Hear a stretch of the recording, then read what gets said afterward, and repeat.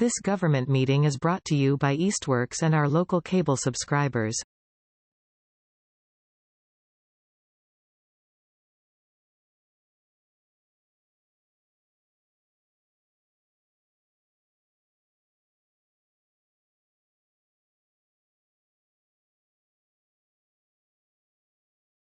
Welcome everyone to the Board of Public Works meeting for February 7th, 2024. I will make a motion to open this evening's meeting.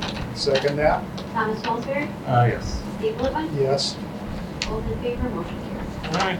First item on our agenda is public speak. If anybody from the public would like to speak about anything not on the agenda, now is your opportunity. If not, we'll move on. Item number 2, our standing invitation to the mayor to speak. Do you have anything you'd like to address the board with that's not an agenda item? No. Nope.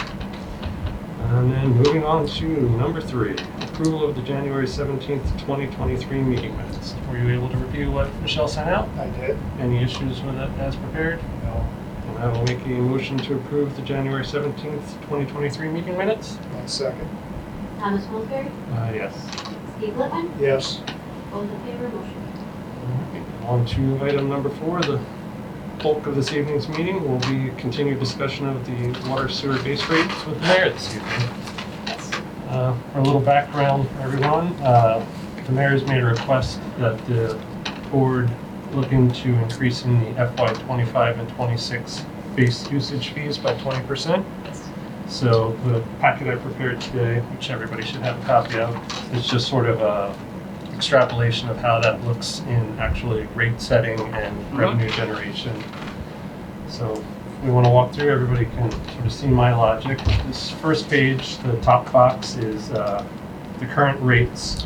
Everything's sort of based off the 5/8 inch meter fee, which is what the board set. You can see what they are for FY 25 and 26. It's the line base quarterly usage fees, or a base quarterly fee. Box under that is a direct 20% increase of that. And then we kind of normalize everything to a nickel or a quarter for usage and base fees, just to, so that last box is the, for base fee would be $7 and $8 for water and $16 and $18.75. Moving out to the next page is sort of I like to do an analysis to sort of look at how those fees impact what we consider like typical residential usage, like a 2-person house, typical usage, heavy usage, sort of a 3-person standard usage, a large family, 6-person single home. Bottom right-hand corner of each of those sort of gives you, for a typical 2-person household, we'd expect an annual billing increase of $15.40, which equates to about 2.1% increase in a bill.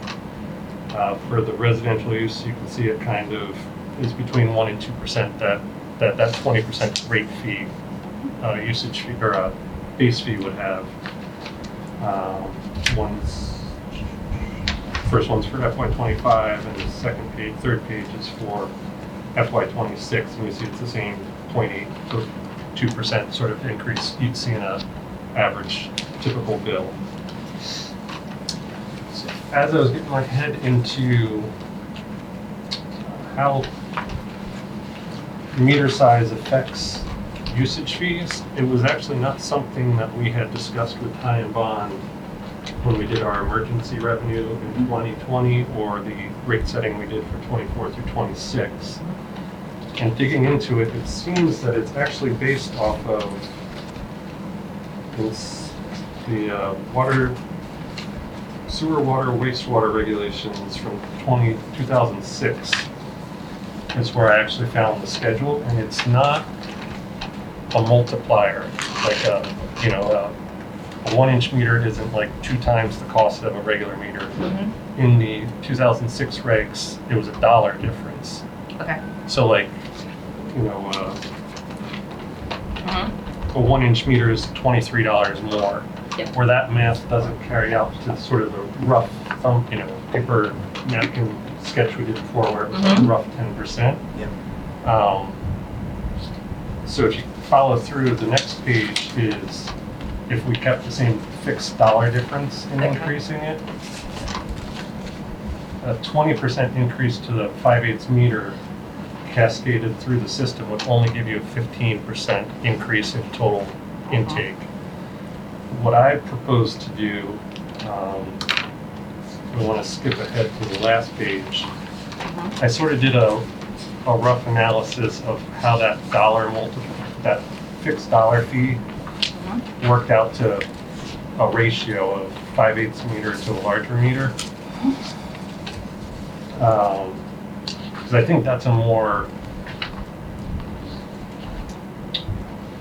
logical way to rate meters moving forward, so we don't skew, because when in the FY6, the largest meter we have pricing for is 6-inch. It used to be 63 times the cost of a standard meter. Yep. It's drifted down to 50, in 2004, and if you project out, it gets down to like 20 or 30. So we're skewing the rate schedule. So I sort of proposed, the engineer in me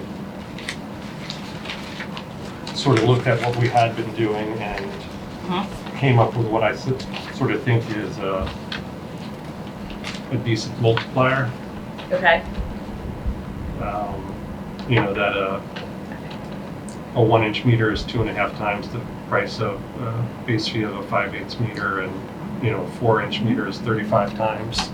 And then we can just kind of standardize that moving forward, so the other meters move up in proportion to the 5/8 meter. Historically they had been more, in the FY06 to 20 range, but we don't really have that many of that size, so it didn't really skew. And if I put it back up to 40, 41, it like tripled their bills, their base fees. So going back to page, I prepared a similar table for the water and base fees with a 20% increase to the 5/8 meter, and using that proposed fixed ratio. That cascades up and actually gets a little bit more than the mayor was actually asking for, but it kind of normalizes the process moving forward. So I know it's a lot to digest, but that's sort of the ripple effect of asking for a 20% increase would do. And then Okay.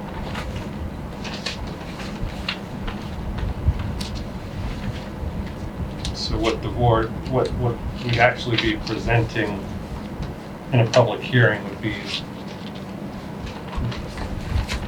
what's the second to last page, the meter fee schedule. Those would be the normalized rates for FY25 and 26. That would get what you're looking for. And then the last page is, since I was combing through all the data I've just put together for public and for our institutional knowledge, all the rate hikes. And the thing that actually shocked me was water and sewer base fees were set in 2006 and then not touched again until 2020 when we changed the sewer, but we didn't touch the water. So this fiscal year was the first time in 18 years that the fees have been adjusted, which, meters haven't gotten cheaper in that time. No. Yeah. So this is not, that last page is just sort of for my own, but that was, I don't know why the board and previous DPW director didn't keep pace with water fees, even though they were changing usage fees. But that's the past, so we're doing what we can moving forward. So I would welcome any input. That was sort of my logic train of cascading what you're asking for through our system. And trying to think of the impacts and other things we can remedy while we're addressing that. But the net takeaway is that the burden on the average user would be under 2%. Yeah, You know. I was, which is less than current inflation and other year-to-year increases, so. I mean, I certainly appreciate the work, but that did surprise me. Greg brought a copy over, and when I was flipping through the impact being, lower than 5%, I was pleased. Yeah, there's a other little metric that I got from the time bond consultant that I used. It's the household burden index. It's to the side of the, Yes. and sort of their metric is as long as that's under 7%, it's technically not a burden. So, once you get into the 7 to 10%, it starts to become an economic burden to the lowest index in the community. So we're keeping it under that 7% target. No, that's fantastic. I mean, one, I would say it's not just this board I've come to ask for an increase in fees and making sure we're where we should be. Things are getting more expensive. Yep. Most of the fees, that's a big gap, but most of the fees have been set, years ago and haven't been increased. And so bringing forward new revenue plans,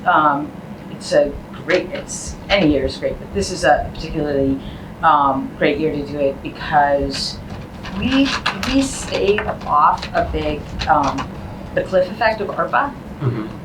And we're able to do plans and designs and get ready for grants. We didn't add staff, so there's not a big dip.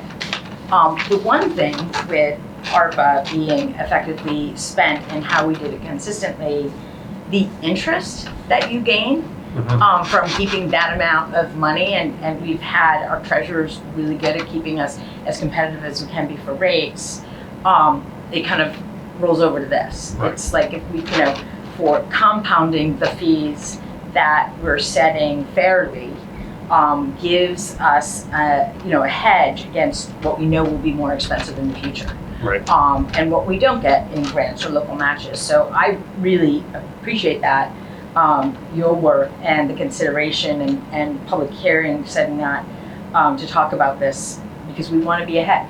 Right.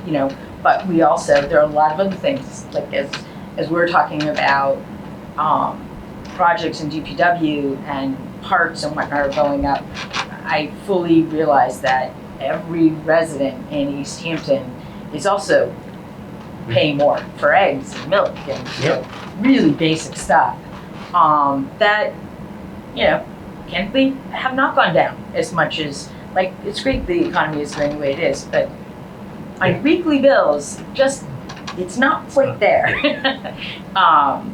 So, to be able to kind of go down a middle road and get money in the bank and being able to invest it, and I should say qualify that with the investments of city money overall is very limited, it's very conservative, and it's set by an independent body, so it's not like we're going into Bitcoin.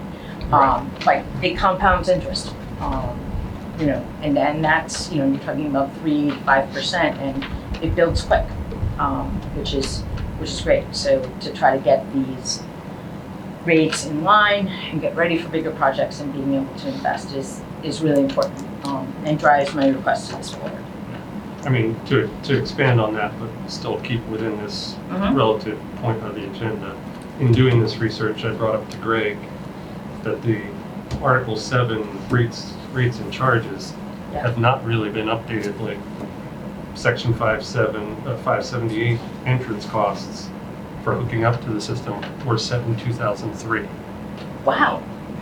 It's $1,250 for a hookup, and other communities are $3,000 to $4,000. So it may be prudent at this, when we set this, that we may work with Greg and present other fees to sort of modernize this section. Even if we don't do it with this step, it's probably something we should get. I think it's easy enough to do, and we can settle on scheduling a public hearing, and then have getting the fees increase. It's not a huge lift for us to prepare what we think we need to. No, yeah, I'm saying that the public hearing maybe not just be water and sewer base fees, but maybe Article 7 rates and charges, a full work through of, modernizing some of the fees. Some seem reasonable, some seem, 20 years old, so. It's kind of funny how some of them are the water off. I think it's $50. Yeah. I think that's reasonable. Yes. Somebody has to get their water turned off, and our guys can go take care of it, but the connection is low. But it's all about how development friendly. Yeah, no, I don't want it to be a burden, but Yeah. I think it's time for a review Yeah. if it was set 21 years ago. Absolutely. All right, here comes fun. Any comment or input or talking points that I may not have thought of that you'd like to address before we move it to a public hearing, or if we do want to even move it to a public hearing? So it is all, this is not a decided fact. This is just a packet I put together as a discussion point. So this is not my agenda to put forward. It's just sort of the numbers as I see what the mayor has requested. So.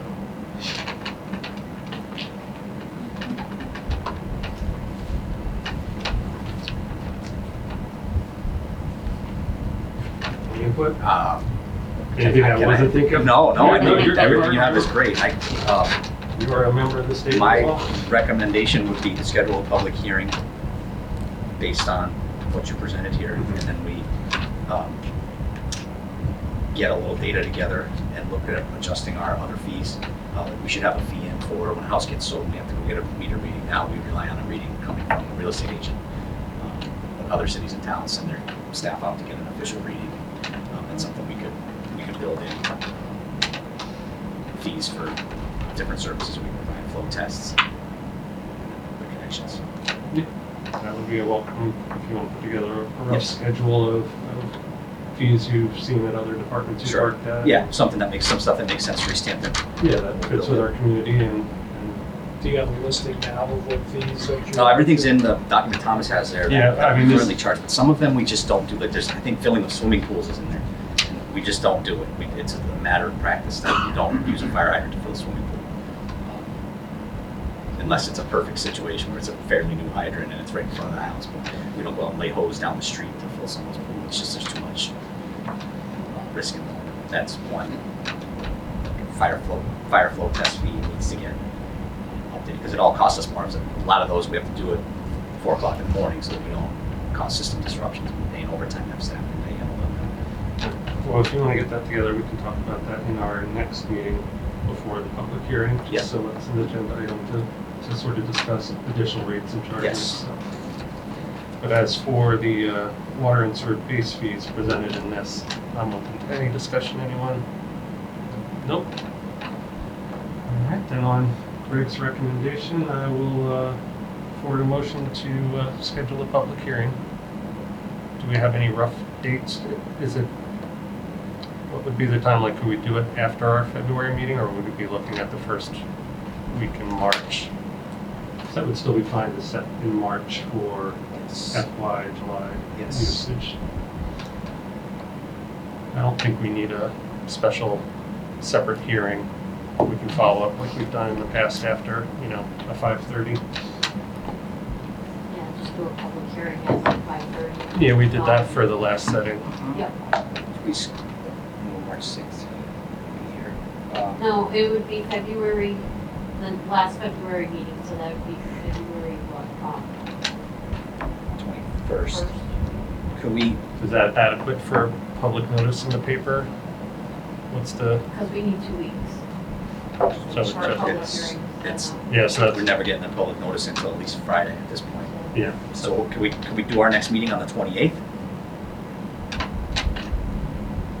It's the last Wednesday in February. I'll have to ask Robert if, I wouldn't want to do something special on the schedule. Typically it's Sure. for, I wouldn't.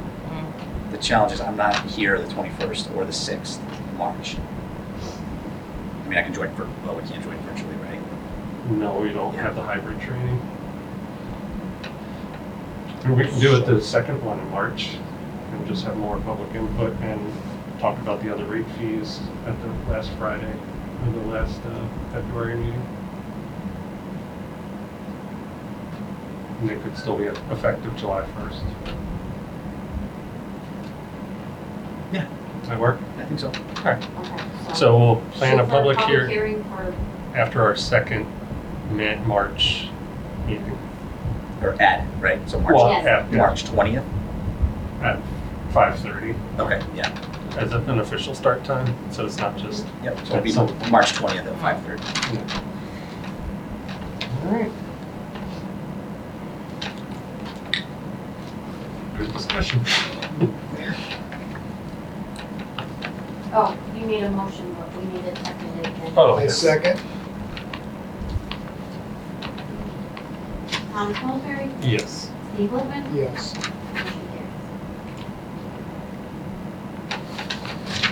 And we got ahead of ourselves here, so. All right, thank you. So does it work for the schedule if we put together what we want to see the service fees go to? Because I won't be here February 21st. But you can leave then. I can leave them, exactly, Yeah, that's yeah. fine. We Okay, I just want to can make have a sure, just want to be meeting clear, without- yeah. If we'll have a meeting, we can hand them out, you can approve last minutes. Yeah, with this packet. Yep. And then that'll all be public record, that way the public will have time to review it before Yeah, the. and as we do when I put together the fees, I'll have some justification right now. Yeah.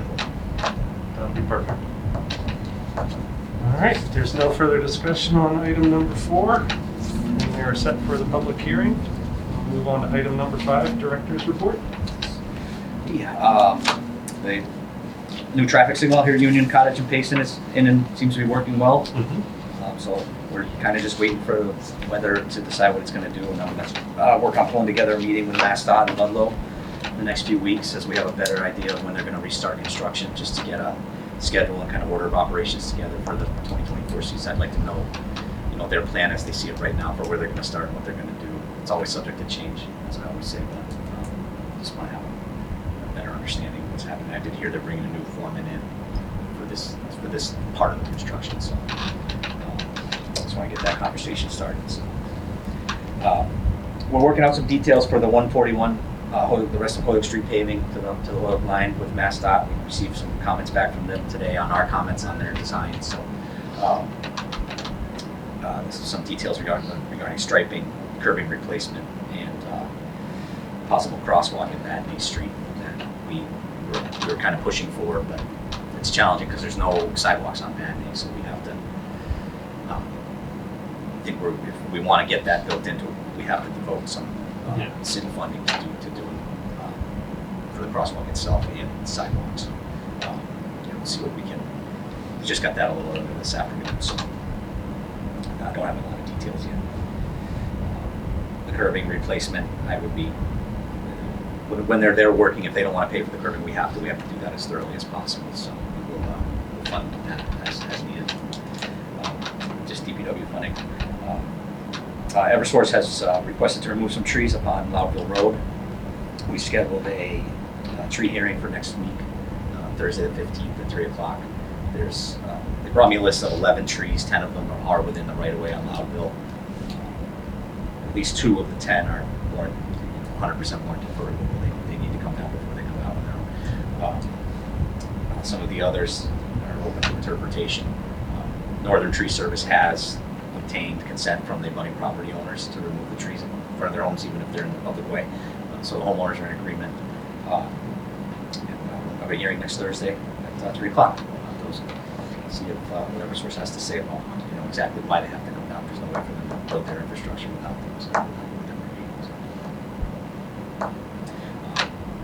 that's kind of it for now. With the weather staying like this, we're out patching potholes and doing everything we can. But without the rain, the patches stay in. So things are good. If you have a pothole somewhere, call the office. Let us know. We'll get out there and get it. We've got a couple guys out every day trying to stay on top of them. So I see them out there. the snow can stay where it is. That's for sure. It's not even melting. Thank you for that, Greg. Yep, that's all I've got for tonight. If there's any questions on Greg's report or any other input on anything we've discussed tonight, I'm open that. If not, I will make a motion to adjourn this evening's meeting. In a second? Thomas Salisbury, Yes. Steve Livin, Yes. those in favor, motion carries.